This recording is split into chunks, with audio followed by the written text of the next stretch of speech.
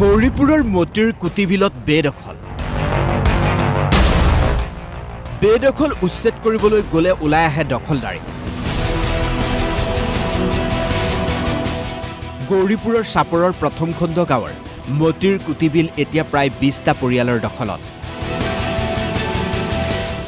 ৰহস্যজনক কথাটো হ'ল তেওঁলোকৰ লগত আছে মাটি পট্টাৰ যাৱতীয় নথিপত্ৰ।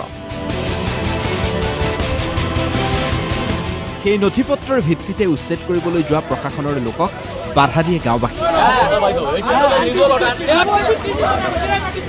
পুৰুষ মহিলা সকলোৱে হাতে হাতে লাঠি জোং লৈ ওলাই আহে উচ্ছেদৰ বাবে যোৱা দলটোক আক্ৰমণ কৰিবলৈ। গাঁওবাসীৰ অভিযোগ, উচ্ছেদ কৰিবলৈ যোৱা দলটোৰ লগত নাছিল প্ৰশাসনৰ কোনো নিৰ্দেশনা অবিহনে বিলখনৰ প্ৰায় 22 বিঘা মাটিৰ বেদখল উচ্ছেদ কৰিবলৈ নিদিলে স্থানীয় লোকে। উচ্ছেদৰ সময়ত অসমত এতিয়া এনেদৰেই সৃষ্টি হয় একোখন নাটক। মাটি হয় মানে বিলৰ ওচৰত, বিলটো নহয়, এইটো ফিচাৰী বান্ধ হয়।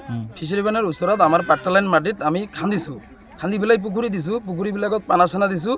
এইবিলাকে কি কৰিছে, ইহঁতৰ মহলৰ যিটো ছ'চাইটি আছে, ছ'চাইটি আহি পেলাই দাদাগিৰিত এইবিলাক ভাঙি দি আছে। ইহঁতে কয় পাৰ্মিশ্যন লৈ আহিছোঁ। মই ছাৰ আপুনি পাৰ্মিশ্যনটো আমাক দেখাওক, পাৰ্মিশ্যনটো দেখুওৱা নাই আৰু মানে দমত ভাঙি আছে। মতিগুৰিৰ বিলৰ ওচৰত সিহঁতৰ পাট্টালেণ্ডত সিহঁতে আহি মানে মাটিৰ ওপৰত অত্যাচাৰ চলাই আছে আৰু অত্যাচাৰ চলা মানুহে ক'লে অত্যাচাৰ কৰি আছে সিহঁতে।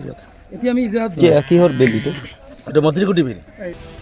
গৌৰীপুৰৰ পৰা সুৰেশ কুমাৰ মাহাতো, DY365।